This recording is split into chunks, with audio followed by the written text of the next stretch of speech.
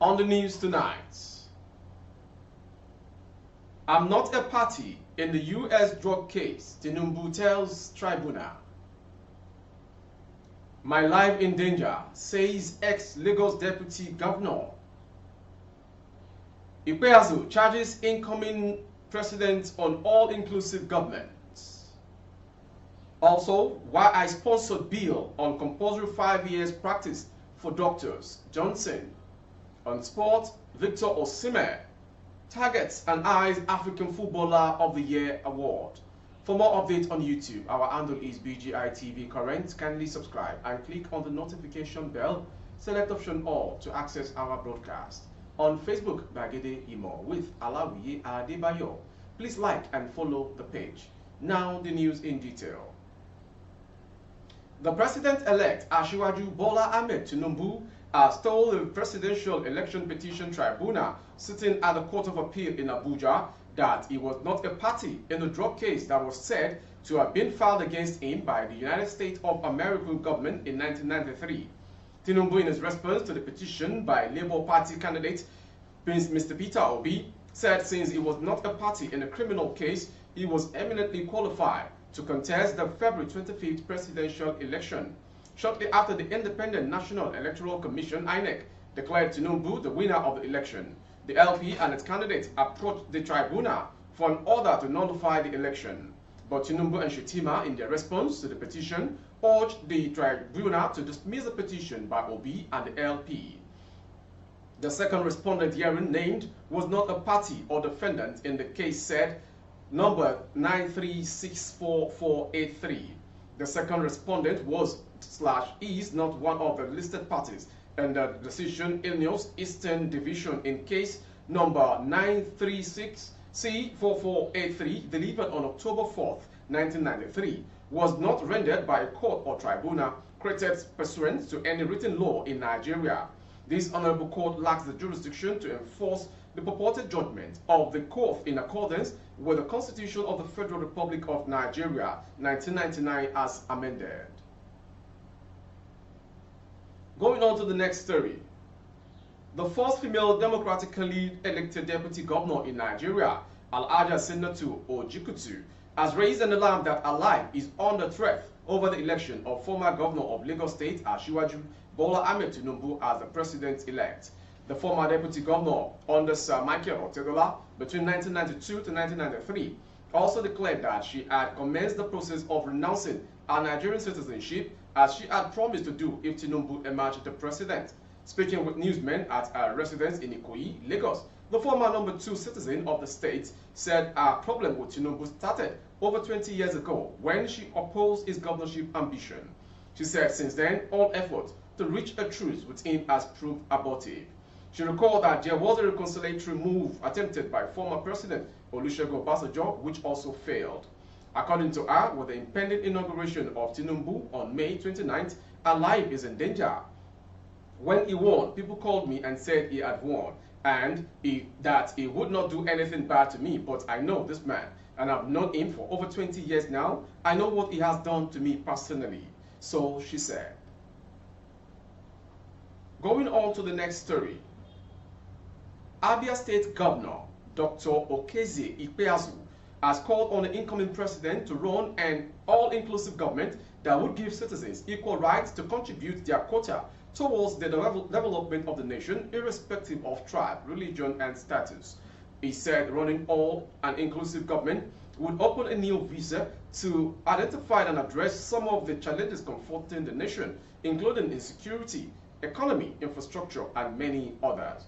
The Abia governor said he was proud of his administration, especially efforts in the areas of capacity building, training of artisans, and promotion of made-in Aba shoes and garments that are yielding positive results. Ikpeazu expressed joy, stressing that Aba garments and shoemakers could now march shoulder to shoulder with the best designers in the world as their products were at present in high demand. He disclosed that his administration established the Abia SME Bank to provide funding for petty traders. SMEs render business advisory services on basic bookkeeping and how to obtain loans from the Bank of Industry and other funding agencies. He said that his administration equally collaborated with the Rural Agency for electrification, which is a federal government initiative to ensure steady power supply across Aba, especially the Ariari International Market and Ume-Lebo Industrial Cluster in order to enhance productivity. Ikpe also said he would be leaving office as a happy man, adding that aside from politics, one of his personal accomplishments is the completion of the first written book on biochemistry of environmental pollution. Going on to the next story. A Lagos lawmaker representing Oshodi Isolo to federal constituency in the House of Representatives Ganiyu Johnson has explained the rationale behind the bill seeking to retain medical doctors in Nigeria. Recall that Johnson had last week proposed a bill seeking to ensure Nigerian-trained medical or dental practitioners must work in the country for a minimum of 5 years before they are granted full licenses or travel abroad. Johnson spoke in an interview on the morning show of Arise Television on Thursday. According to the lawmaker, the bill aimed at curtailing the influx of Nigerian-trained medical and dental practitioners to foreign countries as passed second reading at the House of Representatives. The bill, sponsored by a member representing Oshodi Solo Federal Constituency in the House of Representatives Ganiyu Abiodun Johnson, was read on the floor of the House on Thursday. And to the next story. The Inspector General of Police, IGP Usman Alkali Baba, met with the Chairman, Police Service Commission, Dr. Solomon Arase, and retired Inspector General of Police on Wednesday, 12th April 2023, at the Police Service Commission Corporate Headquarters, Jabi, Abuja. The meeting, which was at the instance of Dr. Arase, among other salient things, discussed issues affecting the Commission and the Nigerian Police Force, while drawing experiences from the retired officers who have at various times piloted the affairs of the Nigerian Police and the Commission. The Force Public Relations Officer, PPRO CEP Olumuyiwa Adejobi, stated these in a press statement signed and made available to newsmen on Wednesday, adding that the retired IGPs who graced the meeting included former IGP Sunday Eindero, retired IGP Mike Mbamo Okiro, IGP Ogbonna O Onovo, retired, and IGP Suleiman Abba, retired.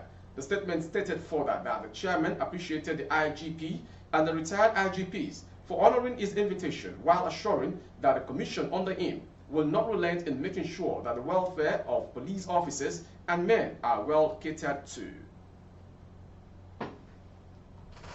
Going on to the next story.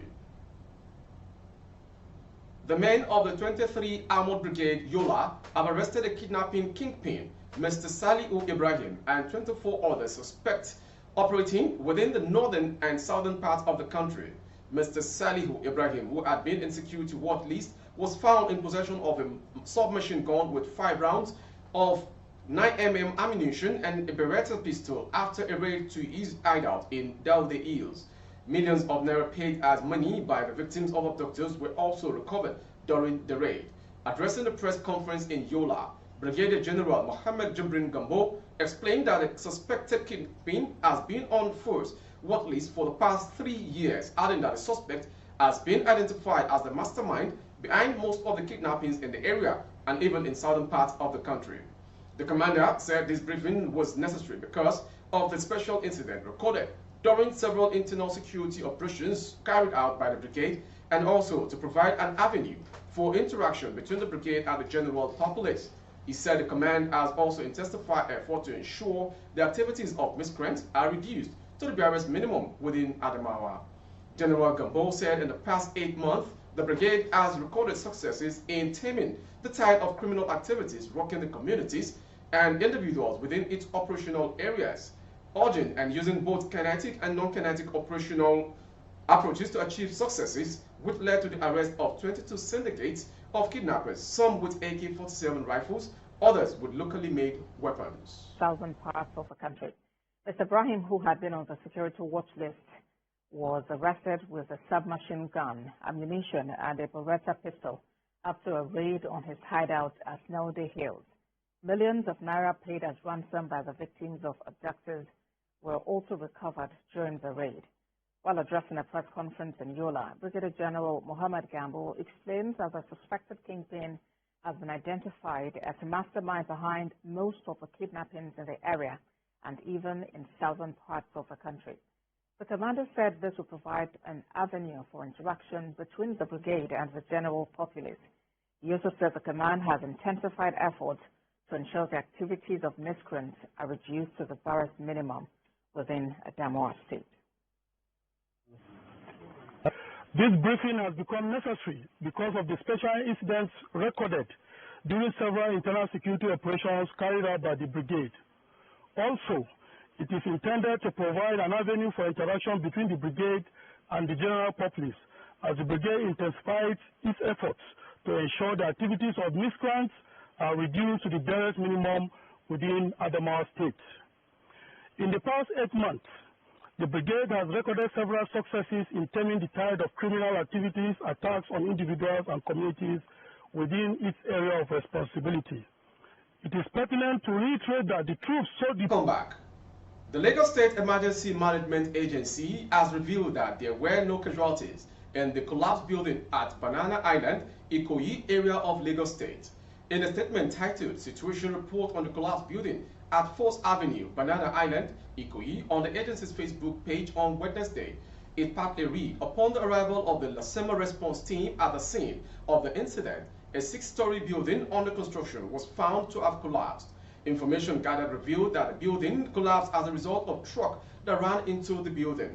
Fortunately, no loss of life. However, efforts are ongoing to reconstruct the building to ground zero to forestall any secondary incident. Recovery operations ongoing. Information earlier reported that a 7-story building under construction collapsed on Wednesday on 4th Avenue at Banana Island Estate. No fewer than 7 persons were rescued from the rubble. Correspondent on ground gathered that construction workers were performing their daily tasks in the building that had been under construction for 4 months when it suddenly caved in around 4:58 p.m. Going on to the next story.